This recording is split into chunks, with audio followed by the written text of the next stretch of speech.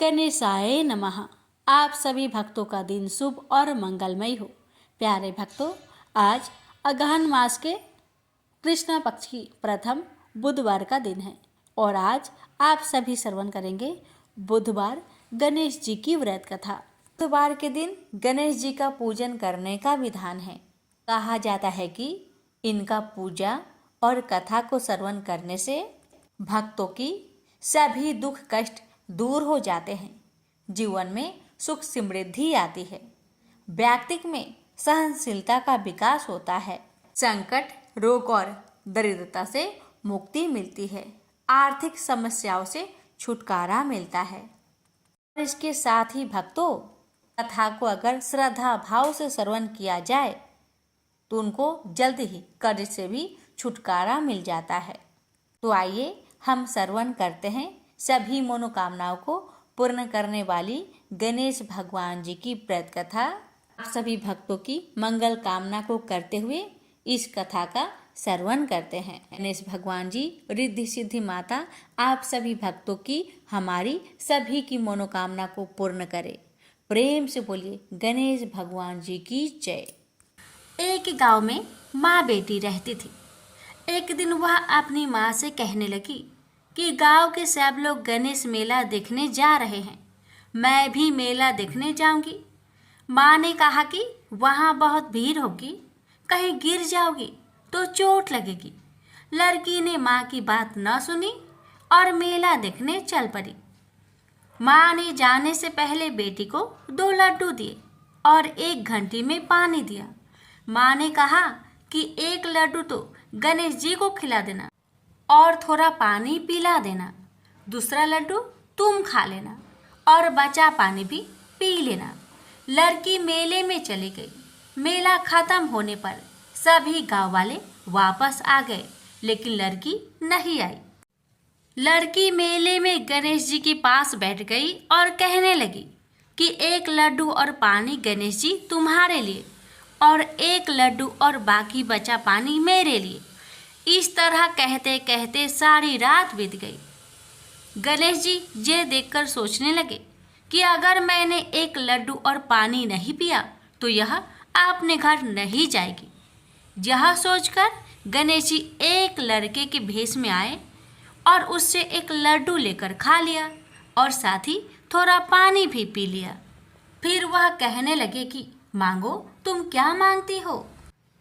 लड़की मन में सोचने लगी कि क्या मांगू, अन्न मांगू या धन मांगू या अपने लिए अच्छा वर मांगू या खेत मांगू या महल मांगू। वह मन में सोच रही थी तो गणेश जी उसकी मन की बात को जान गए। वह लड़की से बोले कि तुम अपने घर जाओ और तुमने जो भी अपने मन में सोचा है वह सब तुम्हें मिलेगा। लड़की घर पहुंची तो माँ ने पूछा कि इतनी देर कैसे हो गई। बेटी ने कहा कि आपने जैसा कहा था मैंने वैसा ही किया है। और देखते ही देखते जो भी लड़की ने सोचा था वह सब कुछ हो गया। प्रेम से बोलिए गणेश भगवान की जय। एक समय की बात है कि साहूकार अपनी पत्नी को लाने के लिए अपने ससुराल गया। कुछ दिन रहने के बाद उसने अपनी पत्नी के साथ अपने घर आने की सोची। दुर्भाग्य से उस दिन बुधवार का दिन था। लड़की के परिवार वालों ने कहा कि आज बुधवार का दिन है, जो कि किसी कार्य हेतु शुभ नहीं माना जाता है, इसलिए आज तुम मत जाओ। किंतु साहूकार ने किसी की एक न मानी और पत्नी समेत अपने ससुराल से घर को प्रस्थान किया। रास्ते में साहूकार की पत्नी को प्यास लगी। उसने साहूकारनी से कहा, तुम बैलगाड़ी में ही बैठो, मैं पानी लेकर आता हूँ। जब वो पानी लेकर आया तो उसने देखा कि उसका शक्ल का एक आदमी उसके पत्नी के साथ बैठा है। तब उसने जाकर उस पुरुष से पूछा, तुम कौन हो। तब उसने कहा, मैं साहूकार हूँ। और फिर दोनों के बीच में झगड़ा शुरू हो गया और वहां लोग और कुछ सिपाही आ गए, जिन्होंने उस स्त्री से पूछा, तुम्हारा पति कौन है। तब वो इसका उत्तर न दे सकी और साहूकार अपने मन में कहने लगा कि ये प्रभु कैसा लीला है आपका। तब आकाशवाणी हुई, अरे मूर्ख, आज बुधवार का दिन था, तभी तूने आज ही गमन किया। ये सब भगवान बुध देव के प्रकोप से हो रहा है, वो तुझसे रूठ गए हैं। तब साहूकार ने भगवान बुध देव से क्षमा याचना की और तब वो आकाशवाणी खत्म हो गई और इंसान के रूप में आए बुधदेव भी अदृश्य हो गए। और फिर साहूकार अपनी पत्नी संग घर गया और भगवान बुद्ध देव की पूजा की। जो भी इस व्रत कथा को सुनता है उसको बुधवार की यात्रा करने का पाप नहीं लगता है। प्रेम से बोलिए बुद्ध देव की जय हो। प्रेम से बोलिए गणेश जी महाराज की जय। एक समय की बात है, एक भाई बहन रहते थे। बहन का नियम था कि वह अपने भाई का चेहरा देखे ही खाना खाती थी। हर रोज वह सुबह उठती थी और जल्दी जल्दी सारा काम करके अपने भाई का मुंह देखने के लिए उसके घर जाती थी। एक दिन रास्ते में एक पीपल के नीचे गणेश जी की मूर्ति रखी थी। उसने भगवान के सामने हाथ जोड़कर कहा कि मेरे जैसा अमर सुहाग और मेरे जैसा अमर पिहर सबको दीजिए। यह कहकर वह आगे बढ़ जाती है। जंगल के झाड़ियों के कांटे उसके पैरों में चुभा करते जाते थे। एक दिन भाई के घर बहन पहुंची और भाई का मुख देखकर बैठ गई तो भाभी ने पूछा, पैरों में क्या हो गया है? यह सुनकर उसने भाभी को जवाब दिया कि रास्ते में जंगल के झाड़ियों के गिरे हुए कांटे पाँव में चुभ गए हैं। जब वह वापस अपने घर आ जाए तब भाभी ने अपने पति से कहा कि रास्ते को साफ करवा दो, आपकी बहन के पाँव में बहुत सारे कांटे चुभ गए हैं। भाई ने तब कुल्हाड़ी लेकर सारी झाड़ियों को काटकर रास्ता साफ कर दिया, जिससे गणेश जी का स्थान भी वहां से हट गया। यह देखकर भगवान गुस्सा हो गए और उसके भाई के प्राण हर लिए। लोग अंतिम संस्कार के लिए जब भाई को ले जा रहे थे तब उसकी भाभी रोते हुए लोगों से कही, थोड़ी देर रुक जाओ, उसकी बहन आने वाली है, वह अपने भाई का मुख देखे बिना नहीं रह सकती, उसका यह नियम है। तब लोगों ने कहा, आज तो देख लेगी पर कल कैसे देखेगी? रोज दिन की तरह बहन अपने भाई का मुंह देखने के लिए जंगल में निकली। तब जंगल में उसने देखा कि सारा रास्ता साफ किया हुआ है। जब वह आगे बढ़ी तो उसने देखा कि सिद्धि विनायक को भी वहां से हटा दिया गया है। तब उसने जाने से पहले गणेश जी को एक अच्छे स्थान पर रखकर उन्हें स्थान दिया और हाथ जोड़कर बोली, भगवान मेरे जैसा अमर सुहाग और मेरे जैसा अमर पिहर सबको देना। और फिर बोलकर आगे निकल गई। भगवान तब सोचने लगे, अगर इसकी नहीं सुनी तो हमें कौन मानेगा, हमें कौन पूजेगा? तब सिद्धि विनायक ने उसे आवाज दी, बेटी इस खेजड़ी की 7 पत्तियां लेकर जा और उसे कच्चे दूध में घोलकर भाई के ऊपर छींटा मार देना, वह उठकर बैठ जाएगा। यह सुनकर जब बहन पीछे मुड़ी तो वहाँ कोई नहीं था। फिर वह यह सोचने लगी कि ठीक है, जैसा सुना वैसा कर लेती हूँ। फिर वह 7 खेजड़ी की पत्तियां लेकर अपने भाई के घर पहुंची। उसने देखा वहाँ कई लोग बैठे हुए हैं, भाभी बैठी रो रही है और भाई की लाश रखी है। तब उसने उस 7 पत्तियों को बताए हुए नियम के तहत भाई के ऊपर इस्तेमाल किया। तब भाई उठकर बैठ गया। भाई बोला बहन से, बोला मुझे बहुत ही गहरी नींद आ गई थी।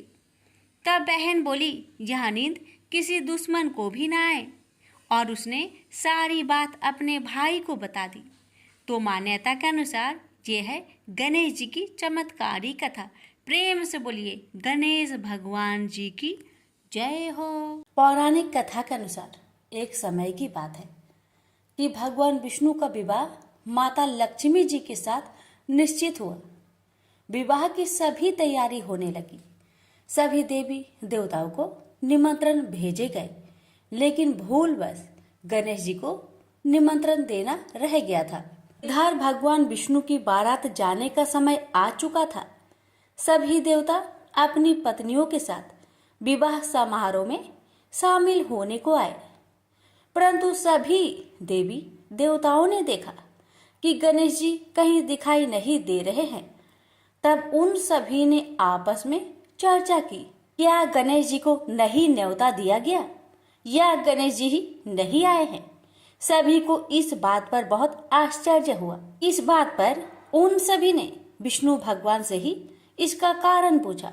विष्णु भगवान से पूछने पर उन्होंने कहा कि हमने गणेश जी के पिता भोलेनाथ, महादेव और माता पार्वती को न्योता भेजा था। यदि गणेश जी अपने पिता के साथ आना चाहते तो आ जाते, अलग से उन्हें न्योता देने की कोई आवश्यकता भी नहीं थी। दूसरी बात यह है, उनको खाने में 1.25 मन मूंग, 1.25 मन चावल, 1.25 मन घी और 1.25 मन लड्डू का भोजन चाहिए। यदि गणेश जी नहीं आएंगे तो कोई बात नहीं, दूसरे के घर जाकर इतना सारा खाना पीना अच्छा भी नहीं लगता। इतना वार्ता कर ही रहे थे कि किसी एक ने सुझाव दिया, यदि गणेश जी आते तो उनको द्वारपाल बनाकर बैठा सकते थे कि आप घर की याद रखना। आप तो चूहे पर बैठकर धीरे धीरे चलोगे तो बारात में बहुत पीछे रह जाओगे। यह सुझाव सबको पसंद आ गया, तो फिर विष्णु भगवान ने भी अपनी सहमति दे दी। तब गणेश जी को निमंत्रण देकर आमंत्रित किया और उनको समझा बुझाकर घर की रखवाली करने को बैठा दिया गया। बारात चल दी। तब नारद जी ने देखा कि गणेश जी तो दरवाजे पर ही बैठे हुए हैं, तो वे गणेश जी के पास गए और रुकने का कारण पूछा। गणेश जी कहने लगे कि विष्णु भगवान ने मेरा बहुत अपमान किया है।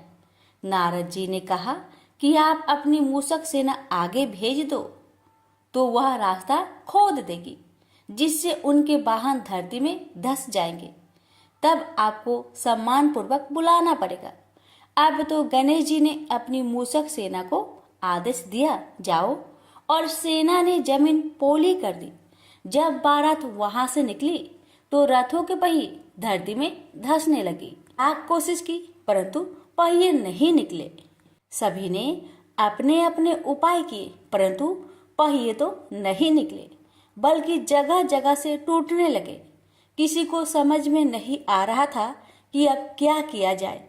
तब तो नारद जी ने आकर कहा, आप लोगों ने गणेश जी का अपमान किया, जिस कारण यह विघ्न आ रहे हैं। यदि उन्हें मनाकर लाया जाए तो आपका कार्य सिद्ध हो सकता है और यह संकट टल सकता है। शंकर भगवान ने अपने दूत नंदी को भेजा और वे गणेश जी को लेकर आए। गणेश जी का आदर सम्मान के साथ पूजन किया गया। फिर रथ के पहिए निकलने लगे और यह संकट टल गया। अब रथ के पहिए निकल तो गए परंतु वे टूट फूट गए थे, तो उन्हें सुधारे कौन। पास के खेत में एक खाती काम कर रहा था। उसे बुलाया गया। खाती अपना कार्य करने से पहले श्री गणेशाय नमः कहकर गणेश जी की वंदना मन ही मन करने लगा। देखते ही देखते खाती ने सभी पहियों को ठीक कर दिया। तब खाती कहने लगा कि हे देवताओं, आपने सर्वप्रथम गणेश जी को नहीं मनाया होगा और न ही उनकी पूजन की होगी, इसलिए तो आपके साथ यह संकट आया है।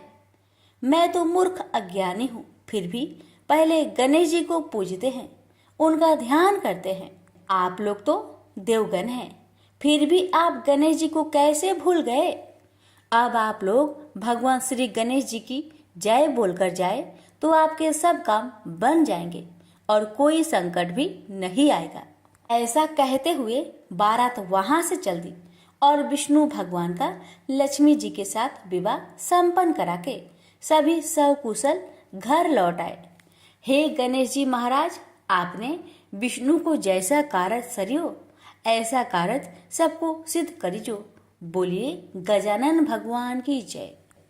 बहुत समय पहले की बात है।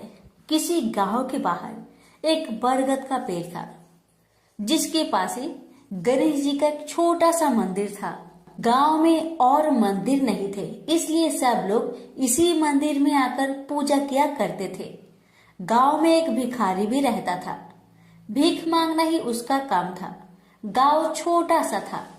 भिखारी को काफी भीख नहीं मिलती थी, इसलिए यह और कोई उपाय न देखकर मंदिर के दरवाजे पर बैठने लगा। सोचने लगा कि लोग यहाँ धर्म करने आते हैं और नहीं तो सही पेट भरने लायक भीख तो मिल जाया करेगी। भिखारी दिन भर मंदिर के दरवाजे पर बैठा रहता और जब वहां किसी को आते देखता तो शिव शिव रटने लगता। इस तरह बेचारा दिन भर गणेश जी और शिव जी का नाम जपता रहता था, मगर शाम तक उसे भीख मिलती थी। फिर 2-4 मुट्ठी अन्न और कुछ फल मूल और कभी कभी 4-6 पैसे मिलते थे। हालांकि इतनी थोड़ी आमदनी से किसी की गुजर कैसे हो सकती है। फिर भिखारी को अपना ही नहीं बल्कि अपनी बेटी की भी चिंता करनी पड़ती थी। उसकी बेटी का नाम था कमला और वह बड़ी चतुर और बड़ी समझदार थी, मगर चतुराई और समझदारी से तो पेट की आग नहीं बुझती। उसे तो भोजन चाहिए, इसलिए कमला कभी कभी अपने बाप को भोजन पाने के लिए तंग करने लगती थी। उस वक्त भिखारी के दिल पर बड़ी चोट लगती। उसकी आंखें भर आती थी। वह चिंता के समुद्र में डूब उतरने लगता था। गर्मी के दिन थे, दोपहर का समय था। ऊपर आसमान और नीचे धरती धक धक जल रही थी। चारों तरफ सन्नाटा छा रहा था। ऐसे ही समय में महादेव पार्वती लोगों का सुख दुख देखने इस संसार में आए। चलते चलते वे उसी गांव में पहुंचे और गणेश जी के मंदिर के सामने से निकले। भिखारी उन्हें आते देख ओम नमः शिवाय की रटना रटने लगा। भिखारी की यह हालत देख पार्वती जी को बड़ी दया आई। उन्होंने महादेव जी से कहा, भगवान इस भिखारी की तरफ भी तो देखिए, बेचारा कितना दुखी है। देखिए तो कितने प्रेम से आपका नाम जप रहा है और आप भगवान कितने कठोर है। आपको क्या इस भिखारी पर दया नहीं आई? मैंने सुना था कि लोग बड़े पापी हो गए हैं, वो देवताओं का पूजा नहीं करते, मगर नहीं, आज मुझे मालूम हुआ कि इसमें उनका कोई अपराध नहीं, सब तो देवताओं का अपराध ही है। आप इसी भिखारी को ले लीजिए। बेचारा को आपका नाम लेते लेते बरसों बीत गए, इतने पर भी अभागा पेट भर भोजन तक नहीं पाता। जब देवता ही ऐसे कठोर हो जाएंगे तब कोई काहे उनकी पूजा करेगा। अब महादेव जी को पार्वती जी की बात लग गई। भगवान बोले, देवी आप असल बात क्या है नहीं जानती और आप जान भी नहीं सकती, क्योंकि आपका हृदय ही इतना कोमल है कि मैं कहता हूँ देवी आप जिद ना करें, जो हो रहा है उसे होने दीजिए। देवी ने एक ना सुना तो भगवान ने कहा, ठीक है तो मैं आज इस भिखारी के लिए कुछ बंदोबस्त करा देता हूँ, जिससे इस भिखारी का दुख दूर हो जाएगा। इतना कहकर महादेव जी पार्वती जी के साथ मंदिर में पहुँचे। माता पिता को आते देख गणेश जी उठकर खड़े हो गए। उन्होंने बड़े प्रेम से माता पिता को प्रणाम किया।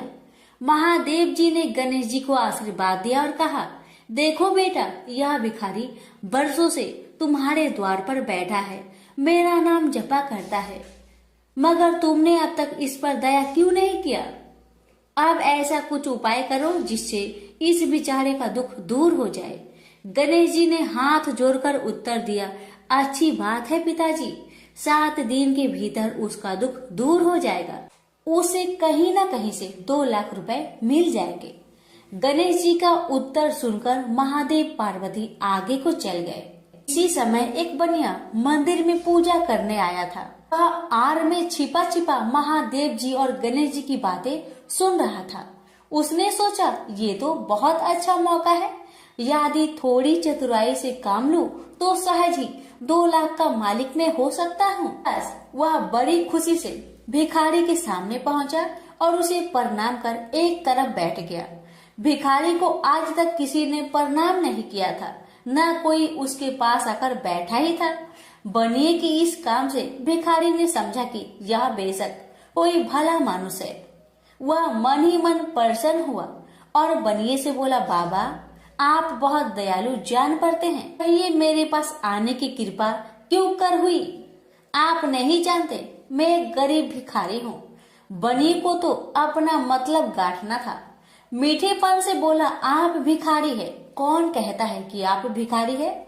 मुझे अच्छी तरह मालूम है कि आप एक पहुंचे हुए महात्मा हैं और आपके दर्शन से लोगों के पाप दूर हो जाते हैं। मैं भी आपके दर्शन करने चला आया हूँ।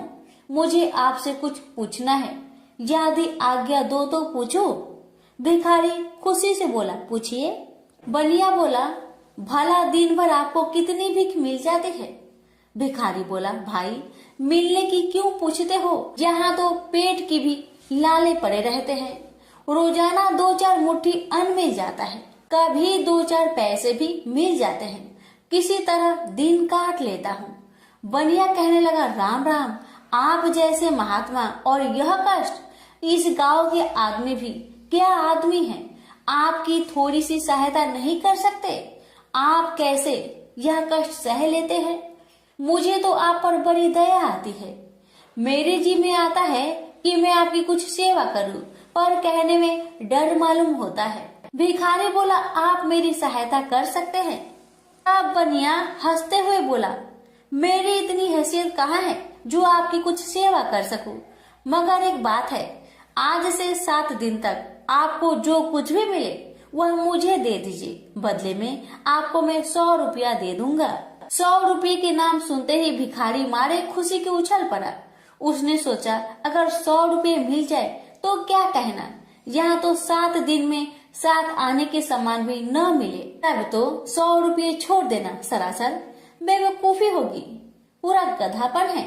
मगर इसी समय उसे लड़की की ख्याल आ गई। उसने सोचा, अगर मैं 100 रुपया लेकर घर पहुंचा और मेरी बिटिया रानी गुस्सा करने लगी तो पहले मैं उसकी सलाह ले लेता हूँ। बस यही विचार में आते ही उसने बनिए को जवाब दिया, आपने मुझ पर बड़ी कृपा की, मगर मैं अभी कुछ नहीं कह सकता, सोच विचार करके कल कहूँगा। जब बनिया चला गया तब भिखारी ने अपनी बिटिया को बुलाया और उससे सब हाल कह सुनाया। चतुर बिटिया कमला ने फौरन समझ गई कि इसमें जरूर कोई बनिए की शैतानी है। उसने पिता से कहा, बनिया बिना फायदे के क्यों 100 रुपये देने चला? खैर कोई बात नहीं पिताजी, मैं कल उस बनिए से बातें तय कर लूंगी, मगर आप बीच में कुछ ना बोलना। उधर बनिए का बुरा हाल था। रात भर उसके पेट में चूहे उछलते रहे। बड़ी मुश्किल से सवेरा हुआ, बनिए की जान में जान आई। वह हाथ मुंह धोते ही भिखारी के पास आ पहुंचा और छूटते ही बोला, क्या विचार किया आपने? कमला भी बनिए से निपटने को तैयार बैठी थी। बनिए की बात सुनते ही उसने जवाब दिया, सेठ जी, हम लोगों ने विचार किया, भला 100 रुपये में क्या होता है, इतना सस्ता सौदा होना मुश्किल है, माफ कीजिए। कमला का उत्तर सुनते ही बनिए पर मानो बिजली गिर पड़ी। और लाख रुपए के लालच छोड़ना भी कठिन था। वह 200 रुपए देने को राजी हो गया। अब तो कमला का संदेह और भी पक्की हो गया। वह समझ गई कि बनिया जरूर किसी भारी लाभ के लिए ही इतने रुपए देना चाहता है। उसने जवाब दिया, सेठ जी, इतना सस्ता सौदा और कहीं होता होगा? 100 दो, 100 या 1000 दो। 1000 में तो होता ही क्या है? जो चीज आप कौड़ियों में मोल खरीदना चाहते हैं वह लाख रुपए में भी सस्ती है। यह सुनकर बनिया बहुत घबराया, परंतु उसने अपनी कोशिश जारी रखी। मारे लोभ के वह अंधा हो रहा था। उसको लोभ का भूत सवार हो गया था। उसने 100 दो, 100 से बढ़कर अंत में 50,000 लगा दिए। अब कमला ने सोचा, इतने रुपए थोड़े नहीं होते। अब बिटिया कमला ने सोचा, इतने बड़े रकम को छोड़ना ठीक नहीं है। उसने बनिए से कहा, खैर आप नहीं मानते तो मैं ही आपकी बात मान लेती हूँ, मगर शर्त यह है कि रुपए अभी मिलने चाहिए। ये शर्तें मंजूर करने में बनिए को क्या उजर थी। वह खुशी खुशी घर लौटा। उसने सोचा 50,000 रुपए देकर 1 लाख लेना कुछ बुरा नहीं है। 2 लाख न सही 1.5 लाख मालिक तो बन ही जाऊंगा। आहा, मेरी तकदीर भी कितनी चोखी है। साथ ही दिन में 50,000 का लाभ हो गया। उसने घर आते ही भिखारी के पास 50,000 रुपए भेज दिए। अब बनिया हर रोज भिखारी के पास आता और उसकी दिन भर की भीख घर ले आता। इस तरह 6 दिन बीत गए। अब तो बनिए को बड़ी फिक्र हुई। 7वें दिन वह फिर गणेश जी के मंदिर में पहुंचा। उसने देखा कि आज फिर महादेव पार्वती मंदिर में पधारे हैं। बस वह दीवार से कान सटा उनकी बातें सुनने लगा। मगर यह क्या, उसका कान दीवार में चिपक गया। उसने कान छुड़ाने की बहुत कोशिश की पर कान टसमस न हुआ। तब वह दाहिने हाथ की सहायता से कान छुड़ाने लगा। इतने में हाथ भी दीवार में चिपक गया। इधर महादेव जी ने गणेश जी से पूछा, बेटा इस भिखारी के लिए कुछ इंतजाम हुआ है? गणेश जी बोले, जी हाँ, उसे 50,000 रुपए तो दिलवा दिए हैं। बाकी के लिए बनिए को दीवार से चिपका कर रखा है। यह बनिया बड़ा लोभी कंजूस है। इसने गरीबों से एक एक के 4-4 वसूल कर अपना घर बनाया है। रुपए वसूल करने में इसने गरीबी पर दया नहीं की। उनके बच्चे भूखे मरते रहे पर इसने चौगुने रुपए वसूल करके भी संतोष नहीं किया। इस तरह इसने 1 लाख रुपए से अपनी तिजोरी भर ली है। गरीबों के माल से यह सुख नहीं उठा सकता। अब जब तक यह भिखारी को बाकी 50,000 रुपए न देगा तब तक दीवार से चिपका रहेगा। गणेश जी की बातें सुनकर बनिए ने अपना माथा को पीट लिया। इसकी आंखें में आंसू बरसने लगे। जब उसने घर से 50,000 रुपए मंगवाया और भिखारी को दे दिए तब कहीं दीवार से उसका पीछा छूटा। से बोलिए गणेश भगवान की जय, उमापति शंकर भगवान की जय। बात उस समय की है जब परशुराम ने अपनी प्रतिज्ञा के अनुसार पृथ्वी को क्षत्रियों से रहित कर दिया था। तब वे अपने गुरु भूतनाथ के चरणों में प्रणाम करने और गुरु पत्नी अम्बा तथा उनके नारायण तुल्य दोनों गुरु पुत्र कार्तिकेय और गणनायक को देखने की लालसा से कैलाश पहुंचे। वहां उन्होंने अत्यंत अद्भुत कैलाशपुरी का दर्शन किया। अपने गुरु की उस दिव्य पुरी के दर्शन कर उनका नंदन आनंद विभोर हो गए। फिर उन्होंने शिव का 15 योजन ऊंचा और 4 योजन विस्तृत अत्यंत सुंदर आश्रम देखा। परशुराम वहां सबसे मिले और उन्होंने सबसे बात की। इसके बाद वे नंदीकेश्वर से आज्ञा प्राप्त कर प्रसन्नता पूर्वक आश्रम के भीतर प्रविष्ट हुए। कुछ ही आगे जाने पर महातपस्वी परशुराम ने बहुमूल्य रत्नों से निर्मित सैकड़ों मंदिर देखे। उन्होंने वहां का भीतरी द्वार देखा जो नाना प्रकार की चित्रकारी से चित्रित तथा हीरे मोतियों की गुथी हुई मालाओं से अत्यंत शोभ्यमान था। परशुराम ने द्वार के बाएं भाग में अपने गुरु पुत्र कार्तिकेय को देखा और दाहिने ओर पार्वती नंदन गणेश तथा शिव पार्वती का अवलोकन किया। वे वहां रत्नाभरण भूषित बहुमूल्य रत्नों से बने सिंहासनों पर आसीन थे। परशुराम सबसे मिलते और प्रेम पूर्वक बात करते हुए प्रसन्नचित चित्त से आगे बढ़े ही थे कि गणेश ने उन्हें देखकर कहा, शूलपाणी इस समय शयन कर रहे हैं। मैं उन परम प्रभु की आज्ञा प्राप्त कर तत्काल तुम्हें साथ ले चलूंगा। बस इतनी देर रुक जाओ। परशुराम ने गणेश के सम्मुख खड़े खड़े उत्तर दिया, बंधुवर, मैं अपने गुरु शिव व माता पार्वती के दर्शन करना चाहता हूँ। मैं उनके चरणों में प्रणाम कर अभी लौट जाऊंगा। गणेश ने उन्हें अनेक प्रकार से समझाते हुए कहा, इस समय भूतेश्वर शिव एवं माता पार्वती अंतःपुर में है, अतएव अभी आपको वहां नहीं जाना चाहिए। परम गुरुदेव शिव एवं माता पार्वती के चरण कमलों के दर्शन करने का मेरा सहज अधिकार है। परशुराम अपने आग्रह पर दृढ़ थे किंतु गणेश उन्हें अत्यंत विनयपूर्वक समझाते रहे। मैं तो परम पिता शिव एवं माता पार्वती के दर्शनार्थ जाऊंगा ही। यह कहकर परशुराम आगे बढ़ना ही चाहते थे कि गणेश ने उन्हें रोक दिया। 21 बार पृथ्वी को क्षत्रियों से रहित करने वाले भृगु नंदन कुपित हो गए और उनका गणेश से विवाद ही नहीं हुआ, हाथापाई भी होने लगी। कुमार कार्तिकेय ने उन्हें समझाने का प्रयास किया, किंतु क्रोध परशुराम ने उन्हें धक्का दे दिया, जिससे वह गिर गए। शिव पुत्र गणेश ने उठकर परशुराम की उद्दंडता के लिए उनकी भर्त्सना की, तो क्रोध परशुराम ने अपना तीक्ष्ण परशु उठा लिया।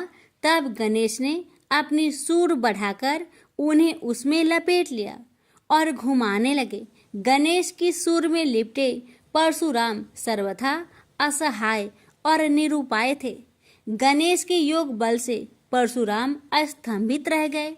गणेश ने परशुराम को सप्तद्वीप, सप्त पर्वत, सप्त सागर, भूलोक, स्वर्गलोक, जनलोक, ध्रुवलोक, गौरीलोक और शंभुलोक में घुमाते हुए समुद्र में फेंक दिया।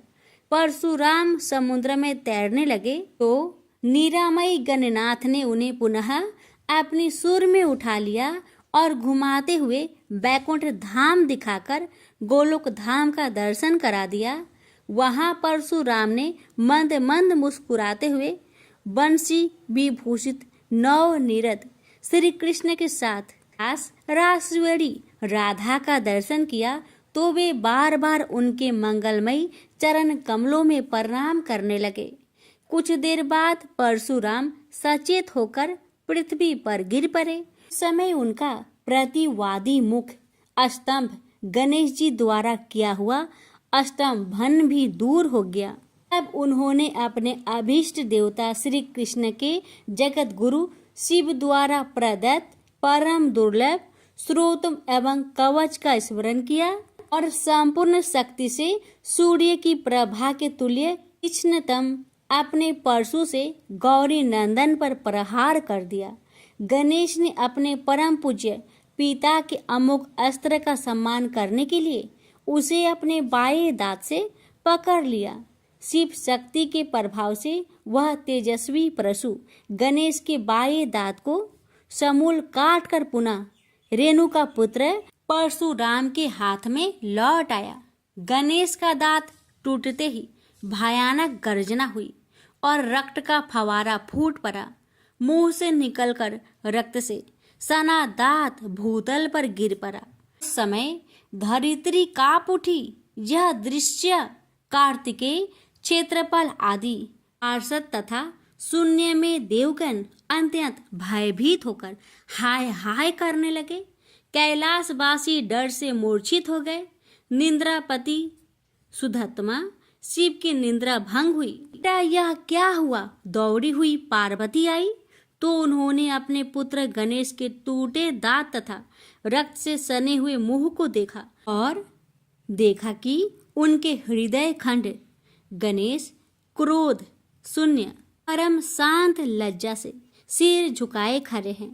अत्यंत व्याकुल होकर उन्होंने स्कंद से पूछा, क्या बात है?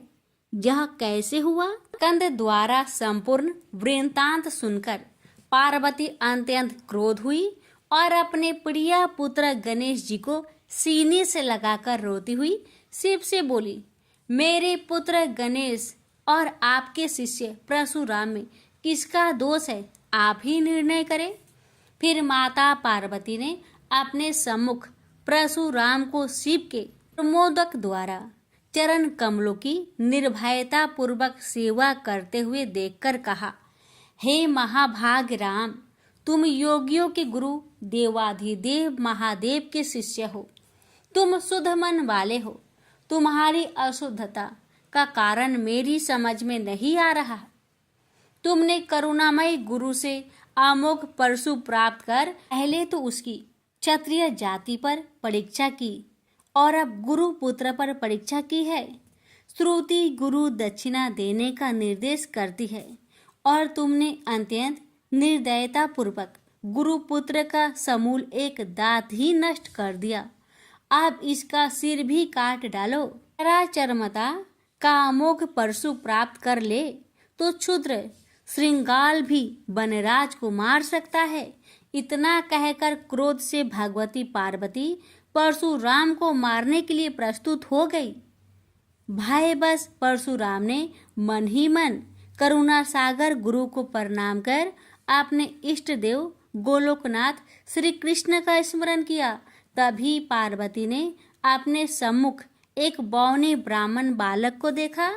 उस पर तेजस्वी ब्राह्मण बालक को देखकर आतुरता से भगवान शंकर ने भक्ति पूर्वक मस्तक झुकाकर प्रणाम किया। उसके बाद माता पार्वती ने भी उसे प्रणाम किया। परम तेजस्वी ब्राह्मण बालक ने शिव एवं पार्वती को शुभ आशीर्वाद प्रदान किया। यह दृश्य देखकर कैलाशवासी बालक बालिकाएं भयभीत एवं चकित हो गए। फिर भगवान शंकर ने उनका पूजन किया। वे वामन भगवान रत्न सिंहासन पर विराजमान थे। उनका उत्कृष्ट तेज सर्वत्र फैल रहा था। भगवान शंकर ने मधुर शब्दों में कहा, आज मेरा परम सौभाग्य है जो आपने कृपा पूर्वक मेरे यहाँ पधारकर मुझे सेवा का अवसर प्रदान किया है। सुतोष शिव की मधुर वाणी से प्रसन्न होकर ब्राह्मण बाल रूपी स्वयं श्री हरि ने गंभीर स्वर में कहा, आप लोग की वर्तमान स्थिति जानकर मैं श्वेत द्वीप से आ रहा हूँ। मेरे भक्तों का कभी अमंगल नहीं होता। मेरा सहस्त्र सार उनके रक्षार्थ प्रतिक्षण प्रस्तुत रहता है, किंतु गुरु के रुष्ट होने पर मैं विवश हो जाता हूँ। गुरु की अवहेलना बलवती होती है।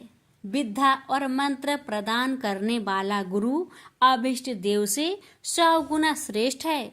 गुरु से बढ़कर कोई देवता नहीं है, पार्वती से बढ़कर कोई पतिव्रता नहीं है तथा गणेश से उत्तम कोई जितेंद्रिय नहीं है। भृगु नंदन ने गुरु पत्नी एवं गुरु पुत्र की अवहेलना कर दी है। उसी का मार्जन करने के लिए मैं यहाँ उपस्थित हुआ हूँ। श्री हरि ने भगवान शंकर के बाद भगवती पार्वती से कहा, तुम जग जननी हो। तुम्हारे लिए गणेश, कार्तिकेय और परशुराम भी पुत्र तुल्य है। इन परशुराम ने स्नेह के प्रति शिव और तुम्हारे मन में भेद नहीं है। आता एवं जो उचित समझो करो। देव बड़ा प्रबल होता है। बालकों का यह विवाद तो देव दोष से ही घटित हुआ है। तुम्हारे इस प्रिय पुत्र का एक दंत नाम वेदों में प्रसिद्ध है।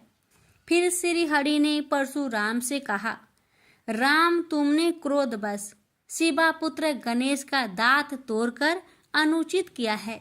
इस कारण तुम निश्चय ही अपराधी हो। ये सर्वशक्ति स्वरूपा पार्वती प्रकृति से परे और निर्गुण है। श्री कृष्ण भी इन्हीं की शक्ति से शक्तिशाली हुए हैं। ये समस्त देवताओं की जननी है।